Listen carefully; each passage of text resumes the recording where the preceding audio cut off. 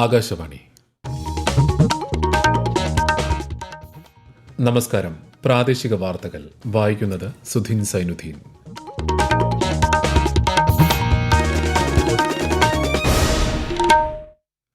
പ്രധാന വാർത്തകൾ. ചലച്ചിത്ര മേഖലയിൽ സ്ത്രീ പങ്കാളിത്തം മെച്ചപ്പെടുത്തുന്നതിനുള്ള ശ്രമങ്ങൾ ഉണ്ടാകണമെന്ന് രാഷ്ട്രപതി ദ്രൗപദി മുർമു. 70ാമത് ദേശീയ ചലച്ചിത്ര പുരസ്കാരങ്ങൾ രാഷ്ട്രപതി ന്യൂഡൽഹിയിൽ വിതരണം ചെയ്തു. നിയമസഭാ തിരഞ്ഞെടുപ്പ് നടന്ന ഹരിയാനയിൽ ബിജെപിയും ജമ്മുകാശ്മീരിൽ നാഷണൽ കോൺഫറൻസ് കോൺഗ്രസ് സഖ്യവും അധികാരത്തിലേക്ക്. ADGP MR അജിത് കുമാറുമായി ബന്ധപ്പെട്ട വിവാദങ്ങളിൽ പ്രതിപക്ഷം കൊണ്ടുവന്ന അടിയന്തര പ്രമേയം നിയമസഭ ചർച്ച ചെയ്ത് തള്ളി. കോഴിക്കോട് കാളിയാമ്പുഴ പാലത്തിന് സമീപം KSRTC ബസ് മറിഞ്ഞ് 2 മരണം, നിരവധി യാത്രക്കാർക്ക് പരിക്കേറ്റു. ഭൗതിക ശാസ്ത്രത്തിനുള്ള 2024 നൊബേൽ സമ്മാനം പ്രഖ്യാപിച്ചു. ജോൺ എച്ച് ഹോപ്പ് ഫീൽഡും ജെഫ്രി ഇ ഹിൻടണും പുരസ്കാരം പങ്കിട്ടു. വാർത്തകൾ വിശദമായി. 70ാമത് ദേശീയ ചലച്ചിത്ര പുരസ്കാരങ്ങൾ രാഷ്ട്രപതി ദ്രൗപദി മുർമു ന്യൂഡൽഹിയിൽ വിതരണം ചെയ്തു. സിനിമാ മേഖലയിൽ സ്ത്രീ പങ്കാളിത്തം മെച്ചപ്പെടുത്തുന്നതിനുള്ള ശ്രമങ്ങളും സ്ത്രീ കേന്ദ്രീകൃത വികസനങ്ങളും ഉണ്ടാകണമെന്ന് രാഷ്ട്രപതി പറഞ്ഞു. आज के कुल पुरस्कार विजेताओं की संख्या 85 से अधिक है, लेकिन महिला पुरस्कार विजेताओं की संख्या केवल 15 है. मैं शिक्षण संस्थानों के कई कन्वोकेशन फंक्शंस में जाती हूँ. अधिकांश उच्च शिक्षण संस्थान में पुरस्कार प्राप्त करने वाली छात्राओं की संख्या छात्र से अधिक होती है. ऐसे ही बदलाव रोजगार और उद्योग जगत में भी होना चाहिए. फिल्म उद्योग द्वारा वुमेन लेड डेवलपमेंट की दिशा में और अधिक प्रयास किया जा सकता है. मैं मानती हूँ कि फिल्में और सोशल मीडिया समाज को बदलने का सबसे अधिक मजबूत माध्यम है. വിഖ്യാത നടൻ മിഥുൻ ചക്രവർത്തിക്ക് ചലച്ചിത്ര മേഖലയിലെ പരമോന്നത ബഹുമതിയായ ദാദാ സാഹിബ് ഫാൽക്കെ പുരസ്കാരം സമ്മാനിച്ചു. മികച്ച നടനുള്ള പുരസ്കാരം ഋഷഭ് ഷെട്ടി ഏറ്റുവാങ്ങി. മികച്ച നടിക്കുള്ള പുരസ്കാരം നിത്യ മേനനും മാനസി പരേഖിനും സമ്മാനിച്ചു. മികച്ച ചിത്രത്തിനുള്ള പുരസ്കാരം മലയാള ചിത്രമായ ആട്ടത്തിന്റെ സംവിധായകൻ ആനന്ദ് ഏകർഷി ഏറ്റുവാങ്ങി. മികച്ച ബാലതാരത്തിനുള്ള പുരസ്കാരം മലയാളിയായ ശ്രീപത്തിന് സമ്മാനിച്ചു. കേന്ദ്ര വാർത്താ വിതരണ പ്രക്ഷേപണ മന്ത്രി അശ്വിനി വൈഷ്ണവ്, സഹമന്ത്രി എൽ മുരുകൻ തുടങ്ങിയവർ ചടങ്ങിൽ പങ്കെടുത്തു. നിയമസഭാ തിരഞ്ഞെടുപ്പ് നടന്ന ഹരിയാനയിൽ ബിജെപിയും ജമ്മുകാശ്മീരിൽ നാഷണൽ കോൺഫറൻസ് കോൺഗ്രസ് സഖ്യവും അധികാരത്തിലേക്ക്. ഹരിയാനയിലെ 90 അംഗ നിയമസഭയിൽ 48 സീറ്റുകളിൽ വ്യക്തമായ മുന്നേറ്റം കാഴ്ചവെച്ചാണ് ബിജെപി 3ാം തവണയും അധികാരത്തിലെത്തുന്നത്. ജമ്മുകാശ്മീരിലെ 90 അംഗ നിയമസഭയിൽ നാഷണൽ കോൺഫറൻസ് കോൺഗ്രസ് സഖ്യം 48 സീറ്റുകളിലാണ് വിജയിച്ചത്. ഹരിയാനയിൽ കോൺഗ്രസ് 37 സീറ്റുകളിൽ മുന്നിലാണ്. ഇന്ത്യൻ നാഷണൽ ലോക്ദൾ 2 സീറ്റിലും സ്വതന്ത്ര സ്ഥാനാർത്ഥികൾ 3 സീറ്റുകളിലും വിജയിച്ചു. ജമ്മുകാശ്മീരിൽ നാഷണൽ കോൺഗ്രസ് 42 സീറ്റുകളിലും ബിജെപി 29 കോൺഗ്രസ് 6 സീറ്റുകളിലും വിജയിച്ചു. ജമ്മുകാശ്മീർ PDP 3 സീറ്റുകളിലും പീപ്പിൾസ് കോൺഫറൻസും CPIM-ഉം ആം ആദ്മി പാർട്ടിയും ഓരോ സീറ്റിലും വിജയം നേടി. 7 സീറ്റുകളിൽ സ്വതന്ത്ര സ്ഥാനാർത്ഥികളും വിജയിച്ചിട്ടുണ്ട്. ജമ്മുകാശ്മീരിലെ 90 നിയമസഭാ മണ്ഡലങ്ങളിലും വോട്ടെണ്ണൽ പൂർത്തിയായി. ഹരിയാനയിലെ 81 സീറ്റുകളിലാണ് ഇതിനകം ഫലം പ്രഖ്യാപിച്ചത്. ADGP MR അജിത് കുമാറുമായി ബന്ധപ്പെട്ട വിവാദങ്ങളിൽ പ്രതിപക്ഷം കൊണ്ടുവന്ന അടിയന്തര പ്രമേയം നിയമസഭ ചർച്ച ചെയ്ത് തള്ളി. സർക്കാരിനെതിരെ അതിരൂക്ഷ വിമർശനമാണ് ചർച്ചയിലുടനീളം പ്രതിപക്ഷം ഉന്നയിച്ചത്. പ്രതിപക്ഷത്തു നിന്നും N ഷംസുദ്ദീനാണ് അടിയന്തര പ്രമേയ ചർച്ചകൾക്ക് തുടക്കം കുറിച്ചത്. ADGP RSS നേതാവുമായി കൂടിക്കാഴ്ച നടത്തിയ സംഭവത്തിൽ 16 മാസത്തിന് ശേഷമാണ് അന്വേഷണത്തിന് സർക്കാർ തയ്യാറായതെന്ന് പ്രതിപക്ഷ നേതാവ് VD സതീശൻ പറഞ്ഞു. മുഖ്യമന്ത്രി ആരോഗ്യ കാരണങ്ങളാൽ വിശ്രമത്തിലായിരുന്നതിനാൽ മന്ത്രി MP രാജേഷാണ് ചർച്ചകൾക്ക് സഭയിൽ മറുപടി നൽകിയത്. ADGPക്കെതിരെയുള്ള അന്വേഷണ റിപ്പോർട്ട് സർക്കാർ ഏറെ ഗൌരവത്തോടെയാണ് കാണുന്നതെന്ന് ശ്രീ MP രാജേഷ് പറഞ്ഞു. റിപ്പോർട്ടിന്റെ അടിസ്ഥാനത്തിൽ ഇക്കാര്യത്തിൽ സ്വീകരിക്കാവുന്ന ഏറ്റവും ഉചിതമായ നടപടിയാണ് കൈക്കൊണ്ടതെന്നും അദ്ദേഹം അറിയിച്ചു. മന്ത്രിയുടെ മറുപടിയെ തുടർന്ന് പ്രതിപക്ഷം നിയമസഭയിൽ നിന്ന് വാക്കൌട്ട് ചെയ്തു. വയനാട് മേപ്പാടി ദുരന്തത്തിൽ സർവ്വവും നഷ്ടപ്പെട്ടവർക്കായി സമഗ്രമായ പുനരധിവാസ പാക്കേജാണ് സംസ്ഥാന സർക്കാർ നടപ്പാക്കാൻ ഉദ്ദേശിക്കുന്നതെന്ന് റവന്യൂ മന്ത്രി K രാജൻ. ഉരുൾപൊട്ടലുമായി ബന്ധപ്പെട്ട് വയനാട്ടിൽ സ്വീകരിച്ച നടപടികളെക്കുറിച്ച് നിയമസഭയിൽ മുഖ്യമന്ത്രിക്ക് വേണ്ടി ചട്ടം 300 പ്രകാരമുള്ള പ്രസ്താവന നടത്തുകയായിരുന്നു മന്ത്രി. മേപ്പാടി പഞ്ചായത്തിലെ നെടുമ്പാല എസ്റ്റേറ്റും കൽപ്പറ്റ മുനിസിപ്പാലിറ്റിയിലെ എൽസ്റ്റോൺ എസ്റ്റേറ്റും ദുരന്തബാധിതരെ പുനരധിവസിപ്പിക്കുന്നതിനായി മാതൃകാ ടൗൺഷിപ്പ് നിർമ്മിക്കുന്നതിന് ഏറ്റവും അനുയോജ്യമാണെന്ന് കണ്ടെത്തിയിട്ടുണ്ട്.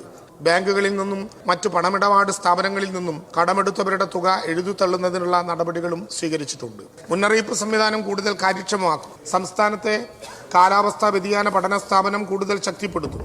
കേന്ദ്ര സർക്കാർ ഏജൻസികളുടെ സഹായവും ഇക്കാര്യത്തിൽ തേടും. ദുരന്തത്തിൽ വീടും സ്ഥലവും നഷ്ടപ്പെട്ട കുടുംബങ്ങളെ ഒന്നാം ഘട്ടമായും വാസയോഗ്യമല്ലാത്ത സ്ഥലങ്ങളിൽ താമസിക്കുന്നവരെ രണ്ടാം ഘട്ടമായും പുനരധിവസിപ്പിക്കുമെന്നും പ്രസ്താവനയിൽ പറയുന്നു.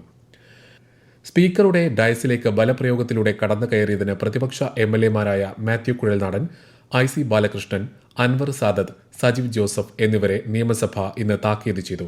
ഡയസിലേക്ക് ബലപ്രയോഗത്തിലൂടെ കടന്നു കയറി സഭാധ്യക്ഷന് നേർക്ക് പാഞ്ഞെടുത്തത് സഭയുടെയും സഭാധ്യക്ഷന്റെയും പ്രത്യേക അവകാശങ്ങൾ ലംഘിക്കുന്നതാണെന്നും കണ്ടെത്തിയാണ് നടപടി.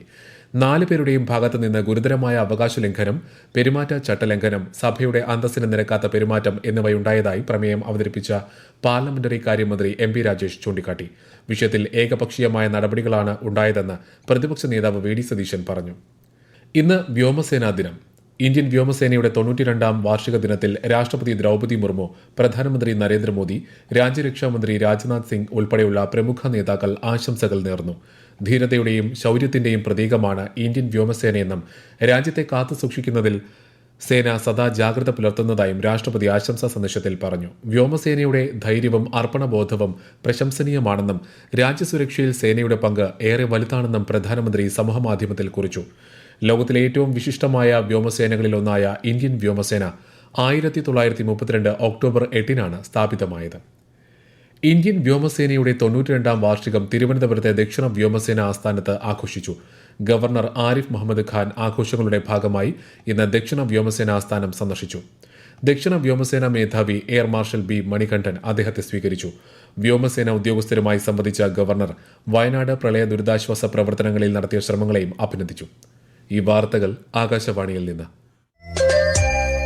ആകാശവാണി വാർത്തകളും വാർത്താ അധിഷ്ഠിത പരിപാടികളും all India radio news Thiruvananthapuram YouTube ചാനലിലും all India radio news Thiruvananthapuram Facebook പേജിലും AR News_ തിരുവനന്തപുരം ഇൻസ്റ്റഗ്രാം അക്കൌണ്ടിലും AR News_TVM X ഹാൻഡിലും ലഭ്യമാണ്. കോഴിക്കോട് തിരുവമ്പാടി ആനക്കാംപൊയിൽ റോഡിൽ കാളിയാമ്പുഴ പാലത്തിന് സമീപം KSRTC ബസ് താഴ്ചയിലേക്ക് മറിഞ്ഞ് 2 യാത്രക്കാർ മരിച്ചു. 25-ലേറെ പേർക്ക് അപകടത്തിൽ പരിക്കേറ്റിട്ടുണ്ട്. ആനക്കാംപൊയിൽ സ്വദേശികളായ ത്രേസ്യ, കമല എന്നിവരാണ് മരിച്ചത്. 3 പേരുടെ പരിക്ക് ഗുരുതരമാണ്. പരിക്കേറ്റവരെ കോഴിക്കോട് മെഡിക്കൽ കോളേജിലും വിവിധ സ്വകാര്യ ആശുപത്രികളിലും പ്രവേശിപ്പിച്ചു. ആനക്കാംപൊയിൽ നിന്നും തിരുവമ്പാടിയിലേക്ക് വരുന്ന ബസ്സാണ് ഉച്ചയ്ക്ക് 2 മണിയോടെ അപകടത്തിൽപ്പെട്ടത്. 50ഓളം യാത്രക്കാർ ബസ്സിലുണ്ടായിരുന്നു. അപകടത്തെക്കുറിച്ച് പോലീസ് അന്വേഷണം ആരംഭിച്ചു. ഭൗതിക ശാസ്ത്രത്തിനുള്ള 2024 നൊബേൽ സമ്മാനം ജോൺ H. ഹോപ്ഫീൽഡും ജെഫ്രി E. ഹിൻറ്റണും പങ്കിട്ടു. കൃത്രിമ ന്യൂറൽ നെറ്റ്വർക്കുകൾ ഉപയോഗിച്ച് മെഷീൻ ലേണിംഗ് പ്രാപ്തമാക്കുന്നതിലെ അടിസ്ഥാന കണ്ടെത്തലുകൾക്കാണ് പുരസ്കാരം. റോയൽ സ്വീഡിഷ് അക്കാദമിയാണ് പുരസ്കാരം പ്രഖ്യാപിച്ചത്. സംസ്ഥാനത്ത് മനുഷ്യ വന്യജീവി സംഘർഷം ലഘൂകരിക്കുന്നതിന് നൂതന സംവിധാനങ്ങൾ ഉപയോഗപ്പെടുത്തുമെന്ന് മന്ത്രി AK ശശീന്ദ്രൻ വന്യജീവി വാരാഘോഷത്തിന്റെ സമാപന സമ്മേളനം ഉദ്ഘാടനം ചെയ്യുകയായിരുന്നു അദ്ദേഹം. മനുഷ്യരോടൊപ്പം വന്യജീവികളുടെ സുരക്ഷിതത്വം ഉറപ്പാക്കേണ്ടതും നമ്മുടെ കടമയാണെന്ന് മന്ത്രി അഭിപ്രായപ്പെട്ടു. വാരാഘോഷത്തോടനുബന്ധിച്ച് നടത്തിയ വിവിധ മത്സരങ്ങളിലെ വിജയികൾക്കുള്ള പുരസ്കാരങ്ങളും അദ്ദേഹം വിതരണം ചെയ്തു. ഗവർണർ വിളിപ്പിച്ചിട്ടും DGPയെയും ചീഫ് സെക്രട്ടറിയെയും രാജ്ഭവനിലേക്ക് മുഖ്യമന്ത്രി അയക്കാതിരുന്നത് ഭരണഘടനാ ലംഘനമാണെന്ന് BJP സംസ്ഥാന അധ്യക്ഷൻ K. സുരേന്ദ്രൻ. വിശദീകരണം നൽകാൻ തയ്യാറല്ല എന്ന നിലപാടാണ് ചീഫ് സെക്രട്ടറിയെക്കൊണ്ടും DGPയെക്കൊണ്ടും സംസ്ഥാന സർക്കാർ സ്വീകരിപ്പിക്കുന്നതെന്നും അദ്ദേഹം കൊച്ചിയിൽ വിമർശനമുന്നയിച്ചു. നിയമസഭയിൽ ഗൌരവതരമായ വിഷയങ്ങൾ ചർച്ച ചെയ്യാതെ നാടകം കളിക്കുകയാണ് ഭരണ പ്രതിപക്ഷങ്ങൾ ചെയ്യുന്നതെന്നും ശ്രീ K. സുരേന്ദ്രൻ കുറ്റപ്പെടുത്തി. വാഗമണിലെ കോലാഹലമേട്ടിൽ സ്ഥാപിച്ചിട്ടുള്ള ചില്ലുപാലത്തിന്റെ പ്രവർത്തനം ഇന്നു മുതൽ പുനരാരംഭിച്ചു. ആദ്യ ദിനം 600-ലധികം സഞ്ചാരികളാണ് പാലത്തിൽ കയറാനെത്തിയത്. പ്രധാന വാർത്തകൾ വീണ്ടും. ചലച്ചിത്ര മേഖലയിൽ സ്ത്രീ പങ്കാളിത്തം മെച്ചപ്പെടുത്തുന്നതിനുള്ള ശ്രമങ്ങൾ ഉണ്ടാകണമെന്ന് രാഷ്ട്രപതി ദ്രൗപദി മുർമു. 70ാമത് ദേശീയ ചലച്ചിത്ര പുരസ്കാരങ്ങൾ രാഷ്ട്രപതി ന്യൂഡൽഹിയിൽ വിതരണം ചെയ്തു. നിയമസഭാ തിരഞ്ഞെടുപ്പ് നടന്ന ഹരിയാനയിൽ BJPയും ജമ്മുകാശ്മീരിൽ നാഷണൽ കോൺഫറൻസ് കോൺഗ്രസ് സഖ്യവും അധികാരത്തിലേക്ക്. ADGP MR അജിത് കുമാറുമായി ബന്ധപ്പെട്ട വിവാദങ്ങളിൽ പ്രതിപക്ഷം കൊണ്ടുവന്ന അടിയന്തര പ്രമേയം നിയമസഭ ചർച്ച ചെയ്ത് തള്ളി. കോഴിക്കോട് കാളിയാമ്പുഴ പാലത്തിന് സമീപം KSRTC ബസ് മറിഞ്ഞ് 2 മരണം. നിരവധി യാത്രക്കാർക്ക് പരിക്കേറ്റു. ഭൗതിക ശാസ്ത്രത്തിനുള്ള 2024 നൊബേൽ സമ്മാനം പ്രഖ്യാപിച്ചു. John H. ഹോപ്ഫീൽഡും ജെഫ്രി E. ഹിൻറ്റണും പുരസ്കാരം പങ്കിട്ടു. വാർത്തകൾ കഴിഞ്ഞു. അടുത്ത വാർത്താ പ്രക്ഷേപണം രാത്രി 7:25.